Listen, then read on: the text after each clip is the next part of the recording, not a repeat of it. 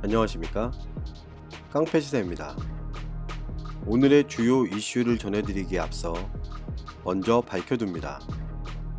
저는 우익, 우파, 보수의 입장으로서 작은 목소리를 내고자 하는 한 사람입니다.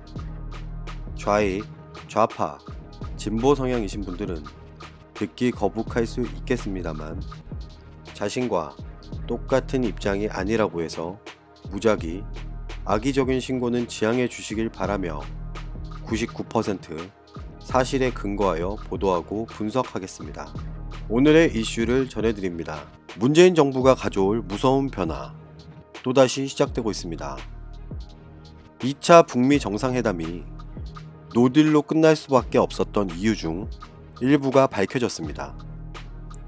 미국 트럼프 대통령이 북한 김정은에게 전달한 이른바 빅딜 문서에는 북한 측이 보유한 핵무기와 핵물질을 모두 미국에 넘기라는 등의 포괄적인 요구가 담겨 있었다고 합니다.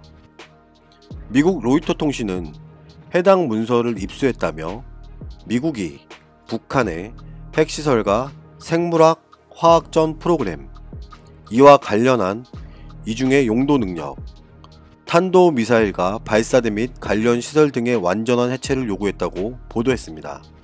핵 프로그램에 대한 포괄적 신고 및 미국을 포함한 국제사찰단에 대한 완전한 접근 허용, 모든 관련 활동 및 새로운 시설물의 건축 중단, 모든 핵 인프라 제거, 모든 핵 프로그램 과학자 기술자들의 상업적 활동 전환 등의 4가지 핵심 사항도 포함됐다고 밝혔습니다. 이걸 북한 김정은이 받아들이기 힘들었을 것으로 보입니다. 모든 것을 오픈하라고 하니까 절대 그럴 수 없었던 것이겠죠. 상황이 이렇게 흘러가니 문재인 대통령이 미국과 북한 간의 중재역에 다시 나설 움직임이 보여지고 있습니다. 그동안 북한과 미국의 서로 상반된 의견을 가진 북한의 비핵화를 두고 해당 사실 파악에 주력해온 문재인 대통령이 본격적으로 정면 돌파구를 마련하고자 나선 것으로 보이는데요. 청와대 국민소통수석은 이런 말을 합니다. 한국과 미국의 두 정상은 이번 미국에서 이루어질 회담에서 북한의 완전한 비핵화를 통해 한반도 평화체제를 구축하기 위한 양국의 공조 방안을 심도 있게 협의할 예정이라고 합니다. 문재인 대통령이 트럼프 대통령과의 정상외교로 북한의 비핵화 교착 상태를 타결하고자 하는 것은 그동안 준비하고 진행했던 일종의 탐색전이 끝났기 때문이라는 분석이 나오는데요.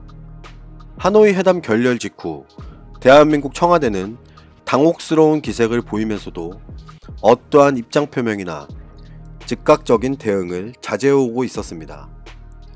미국과 북한의 비핵화 담판이 결렬된 배경을 두고 여러 곳에서 다양한 분석 이야기가 나왔지만 지금 당장은 회담 내용을 재구성하고 북미의 진위를 파악하는 게 먼저라는 판단 때문이었던 걸로 보여집니다. 실제로 청와대는 하노이 회담 결렬 이후에 정의용 국가안보실장과 존 볼턴 백악관 국가안보보좌관이 서로 한 라인을 가동해 한국과 미국 두 나라 간의 소통이 긴밀하게 이루어졌다고 설명해 왔는데요. 외교부 한반도 평화교섭본부장이 미국을 방문해 미국 스티븐 비건을 만난 것도 이러한 노력의 하나라고 볼 수 있을 것입니다. 북한과의 공개적 접촉은 없었으나 판문점 연락 채널 등이 상시 가동되는 점을 고려하면 이미 우리 청와대와 문재인 정부는 비핵화와 관련한 북한 김정은의 의중도 충분히 파악했을 것으로 보여집니다. 하노이 회담 결렬 후 두 정상이 처음 만나는 자리인 만큼 두 정상은 북한과 미국, 한국의 현 상황에 대한 분석과 평가, 앞으로 일어날 일들을 전망하는, 공유하는 동시에 북한의 정상적인 움직임이 아닌 궤도 이탈을 막고 대화의 길로 포섭할 것으로 예상하고 있는데요. 이번 회담의 핵심 의제 중 하나는 대한민국 문재인 정부와 미국 트럼프 두 정상이 북한 김정은 사태를 두고 얼마나 의견을 좁히는지가 관건입니다. 문재인 정부는 과연 미국에 가서 무슨 말을 전할까요? 심히 우려스럽습니다.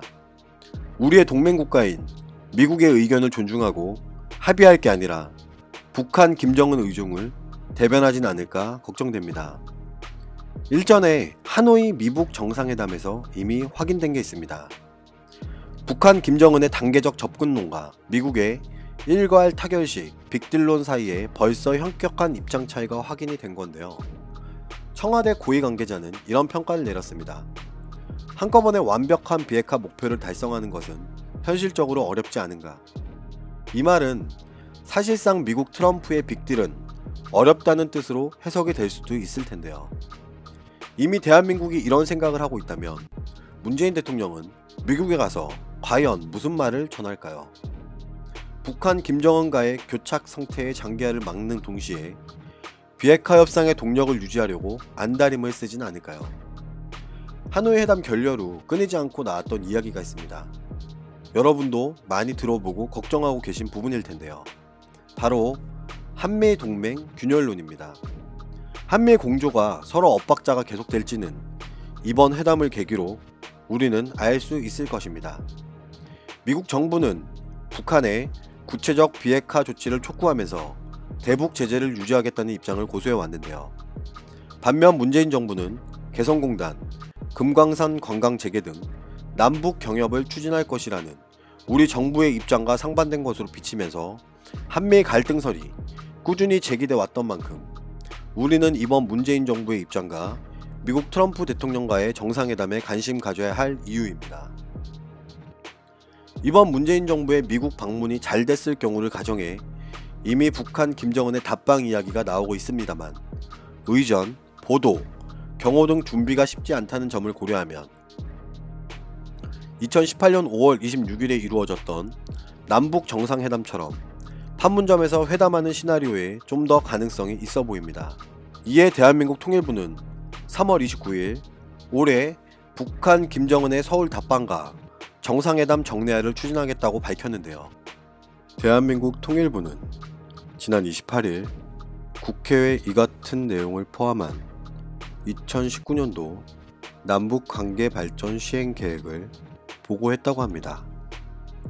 대략적인 내용은 2019년 시행 계획은 2018년에 수립된 제3차 남북관계발전 기본계획 2018년부터 2022년까지 시행되는 것을 토대로 관계 부처와 민간위원 등의 의견을 수렴해 작성했다고 밝혔고, 북한 김정은의 서울 답방을 통해 남북 관계 및 비핵화, 북미 관계 개선에 선순환 구조를 공고히 하는 계기를 마련할 것이라고 합니다. 그런데 우리가 중요하게 생각해야 할 부분은 바로 여기입니다. 대한민국 통일부는 남북 협력 사업도 지속하고 앞으로도 계속 추진하겠다는 계획이라고 합니다. 철도, 도로, 추가 정밀 조사를 통해 사업을 구체화하고 남북 간의 동해와 서해 국제항로 신설 문제 협의를 본격화할 예정이라고 하는데요. 이건 곧 무슨 말이냐? 남한과 북한이 동해와 서해를 합법적으로 오갈 수 있는 국제항로를 새로 만들겠다는 겁니다. 여러분, 이건 잘 생각해야 합니다. 합법적으로 오갈 수 있는 신설 항로는 북한과 남한이 어떠한 제재 없이 오갈 수 있는 길을 만들겠다는 겁니다. 북한 김정은이 완벽한 비핵화 FFVD를 선언하지 않은 현 상황에서 왜 문재인 정부는 이런 생각을 먼저 하는 겁니까? 먼저 북한이 완벽한 비핵화를 통해 진정성을 보였을 때 그때 가서 추가적인 남북 경협 사업을 진행하면 안 되는 걸까요?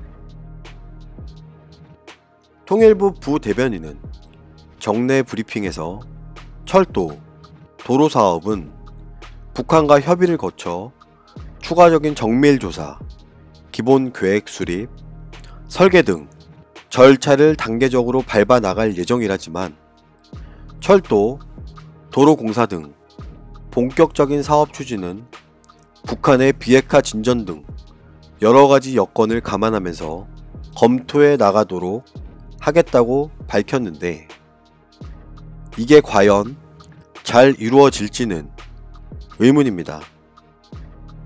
이렇게 북한의 진정성 있는 태도가 뒷받침됐을 때 당연히 이루어져야 하는데 왜 걱정을 해야 하는 현 상황인 걸까요? 문재인 정부는 남북 경협 사업을 무리하게 추진하지 말고 대한민국 자국민의 안위를 먼저 생각하시길 부탁드립니다. 오늘도 우리 자유민주주의를 위해 누구의 목소리를 응원해야 할지 곰곰이 생각해 봐야 할 때입니다. 감사합니다.